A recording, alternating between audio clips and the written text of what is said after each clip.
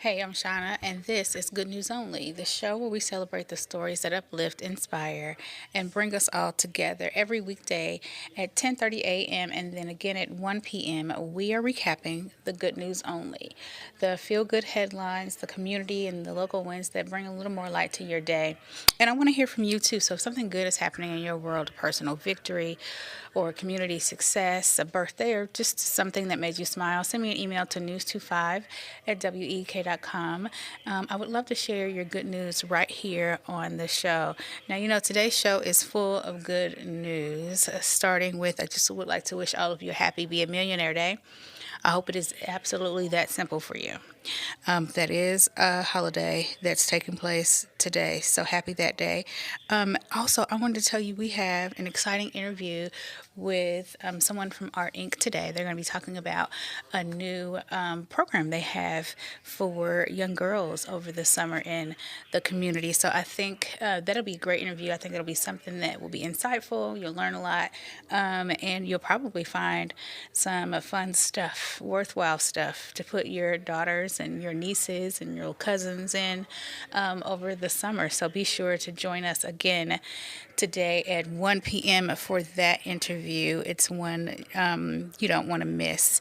But yeah, so we've got lots of good news. We're going to be talking. We got a lot of local good news today.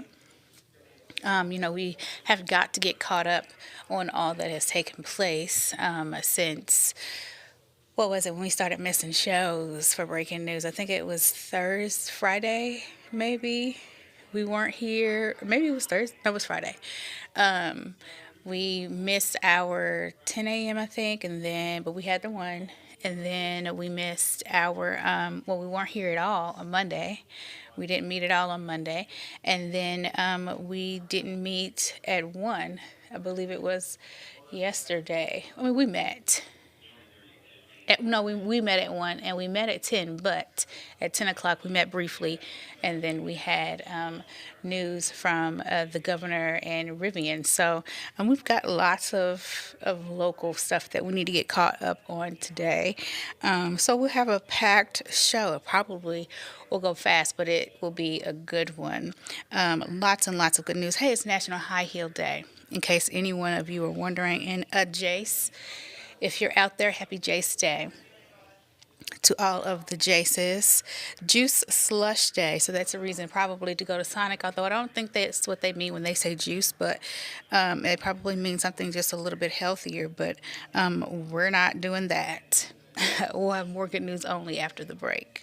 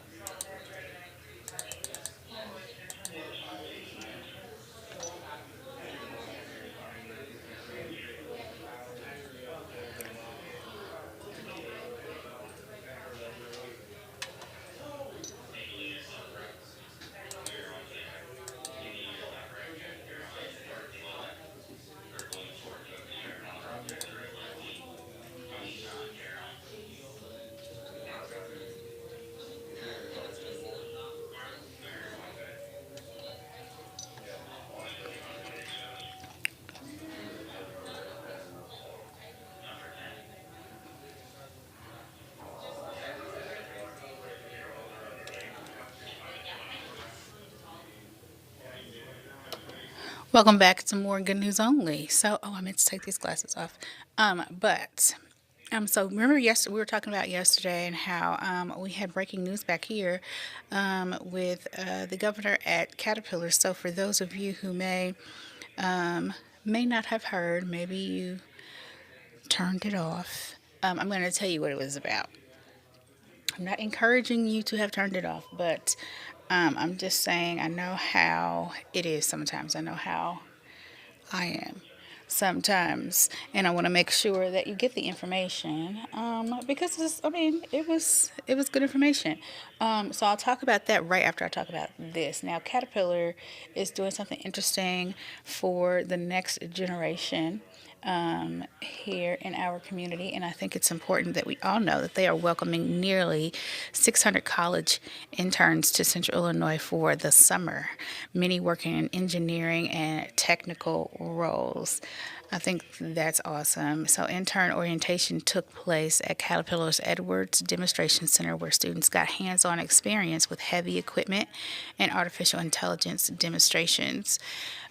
Organizers say that the program gives interns an inside look at the future of construction technology and advanced manufacturing. So, Caterpillar leaders say the internship program is also a recruiting tool with hopes many students will become full time employees after graduation. Interns spent the day climbing into equipment and exploring new technologies and networking with company leaders and fellow students. I'm live.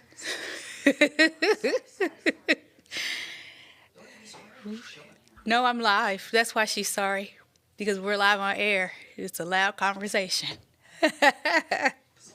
It's okay. So back to that story. Sorry, guys. I said I was going to start doing it. So interns spent the day climbing into equipment, exploring new technologies, and networking with company leaders and fellow students. The company says that programs like this help build the next generation of engineers, developers, and skilled workers right here in Central Illinois. And from training the next generation of workers to expanding the future of electronic vehicles in Central Illinois. So this is that story you may or may not have missed. Hopefully you stayed for the whole thing yesterday during the show. So, Governor J.B. Pritzker joined Rivian leaders in Normal as the company ramps up production of its new R2 electric SUV. State officials say that the expansion means more manufacturing jobs. So, this is why you should have watched. I hope you watched. It was good news. More manufacturing jobs, workforce training opportunities, and continued investment right here in Central Illinois. So, Rivian confirmed one of the first R2 vehicles rolled off the production line just last month. So, company leaders say that production goals could eventually reach 155,000 R2 vehicles each year. So, that's pretty cool. Governor Pritzker, who already owns a Rivian R1 and says he plans to buy an R2, emphasized making electric vehicles more affordable for consumers. Leaders say the project further positions Illinois as a growing hub for electric vehicle manufacturing and clean energy innovation. All good news. Governor Pritzker also made a stop in Peoria, where a new attraction is taking a swing at tourism and at entertainment. This is more good news, especially for the summer. So there's a new golf learning center. It's state and local leaders did gather yesterday afternoon in Peoria to celebrate the opening of the new golf learning center on Radnor Road. The facility is designed as a year-round recreation destination, similar to a Top Golf, offering golf instruction, entertainment, and family activities. Peoria Park District Executive Emily Cahill, says that projects like this help attract families, tourism, and economic development. The $6.5 million project received more than $4.5 million in grants from the Illinois Department of Commerce and Economic Opportunity. So leaders say that the center reflects continued investment in the quality of life amenities across Central Illinois. The golf Learning Center is now officially open daily to the public. So get out and take your kids. School is almost out. Isn't it all out next week? Goodness, I'm dreading it. Not for all of your kids, of course. Your kids live with you. I'm talking about my little nieces and nephews who will be wanting to do fun stuff. I guess this is a thing that I can take them to do this summer. But school is almost out, so this is something to do, especially when it's open every day. There's plenty of opportunity to go and see what this is all about. Speaking of family fun, Wildlife Parade Park has some tiny new stars drawing attention this spring. So this is also something you can take your kids to do. Wildlife Parade Park is celebrating the birth of 12 new bison calves this season, also known as red dogs because of their reddish colored fur. So park officials say bison once played a major role in shaping prairie economics through grazing and movement across grasslands. So managed herds like the one at Wildlife Parade Park help preserve that history while giving visitors an up-close look at an iconic North American species. Visitors have a strong chance of spotting the calves by riding the park's adventure trek into the pasture viewing area. Now, staff says that the best viewing opportunity typically happens during the morning or cooler parts of the day when the herd is most active. I wonder what they do in the middle. Like, do they just kind of lay out in the sun or in the shade, I guess, to try to avoid the sun? But what do they do in between? Families visiting the park this summer can safely observe the herd without disturbing the animals in their natural environment. That's so cool. I do wonder though what they do in between those hours because obviously both those times are times where it's not so hot outside. So I wonder if they just kind of, some animals just kind of sleep or just kind of lay out. That would be interesting to see kind of riding through there on that trek as well. If it's something that, if they are viewable during that time at all, that would be kind of cool. So speaking of animals, I wanted to tell you about this. I thought this was cool. It reminded me of, you remember Friends from back in the day? And I remember when they would always talk about Ross being a paleontologist. And so here's just a little glimpse into what they do. I thought this was a cool story. So it's inside the Natural History Museum of Utah. Fossil expert Taylor spends his days carefully restoring dinosaur bones discovered in the Utah desert. The painstaking process involves slowly chiseling rock away from fragile fossils that are more than 75 million years old. I don't know, well, I'm sure he's trained, but it's interesting that he would be able to tell the difference between just rock, right? Just earth matter and the actual bone. So Taylor says more restorations can take, or says that some restorations can take anywhere from 5 to 10 years before a skeleton is fully assembled and ready to display. Can you imagine 10 years of that? I mean, I guess that this is obviously something that's very interesting to him and others who do it. But 10 years of putting a puzzle together of sorts, right? Like, that's so interesting. But 10 years, I would imagine you would become very attached to the project. Taylor says some restorations, surprisingly, one of the main tools used to preserve the fossils is just ordinary super glue in some of these most of these restorations, which I would not think. Like, I would be so afraid. Well, I guess that's part of the reason why you can't touch stuff like that. But I would be so afraid that if somebody just put a finger on it, it would tip over. Taylor says his favorite part is the eureka moment when hidden bones finally become recognizable fossils. Researchers say Utah remains one of the richest dinosaur discovery regions in the world, with new species found regularly. Can you believe that? Right in Utah. A couple days ago, there was a story about a new species of dinosaur being found in Thailand. So when you just think about what life and I I guess, different forms of life, what it's just like, what it was like on our planet. It kind of takes you outside of the United States and it helps you realize that life happened all over our planet. Evolution happened all over our planet. But it's definitely interesting that Utah is one of the richest dinosaur discovery regions in the world. Like, that should give you a whole lot of perspective. Right now, the museum reportedly has about 20 newly discovered dinosaurs waiting to be officially named. That's a little scary. The one they found in Thailand was a reptile, like snake-like thing. Ugh, can't believe I said the word. It makes my skin crawl. But the neck was long. It was an interesting looking species, so I can't imagine 20 new species.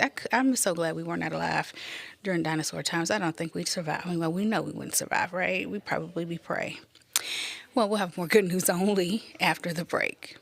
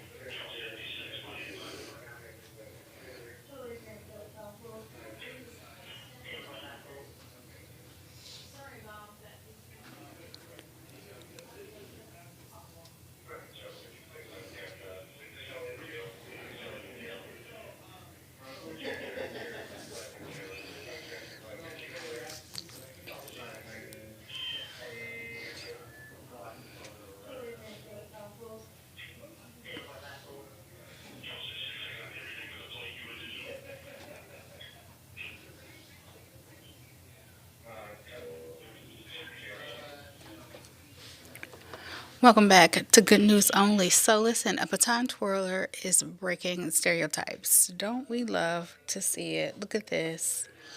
So he's 21 years old. His name is Trax. He's been using baton twirling to challenge traditional gender stereotypes. So Trax says many people are surprised to learn that he's a competitive baton twirler because the sport is often associated with women. He hopes opening up about his experience encourages others to pursue activities they love without the fear of judgment. Trax has spent years perfecting his craft craft and is now preparing to represent the United States at the World Championships. He'll once again be the only man competing on the U.S. team. Trek says that his goal is bigger than medals. He says he wants people to feel comfortable trying something different. I love this. And I think that this does also go a long way to help adults feel comfortable putting their kids in stuff. I remember I was on a dance team growing up, and there was a boy who wanted to join us, and the mother and father were unsure actually about allowing the student to join. But he joined, and it was perfect. It was just what our team needed, and it meant nothing about him and who he was as a person. It was just an interest, and it worked out nicely. The team wouldn't have been the same without him, and so I always think about that when I put my daughter in activities when she was a kid, or when I was leading activities, to be inclusive, that everybody can join and be a part, because you never ever know what they have to offer, and you never ever know what you have to offer them. So I just love the idea that he is doing this, and that this is part of his mission to make sure that people do things that are different, that they feel comfortable trying new things. And so, moving on to doing things that are just a little bit different, I saw this story and I thought it was worth telling. So, Manny Tinsley is using flowers and handwritten notes and simple conversations to support mental health awareness in Northern California. So, he's a plumber who also goes by Manuel, and he regularly sets up tables offering free roses and encouraging messages to strangers. Manny says his mission was inspired by watching a close family member struggle with severe mental illness. We'll have more on his story when we come back from the break.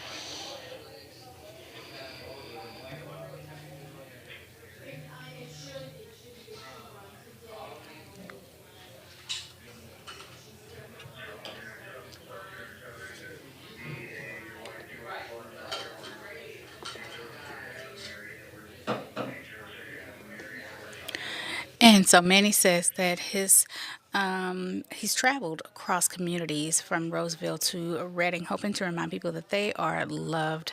He says that the deeper goal behind the project is helping reduce suicide rates and encouraging open conversation about emotional wellness. He hopes even one small act of kindness can make a life changing difference for someone in need. Well, that's a wrap for me today. Now, I want to hear from you. Please go to news25 at WEEK.com and let me know what you thought about today's show. In the meantime, be sure to check out the Midday Newscast and meet me right back here today at 1 p.m. for that exciting interview with Art Inc. Have a great day. I'm LaShawna Guy for 25 News.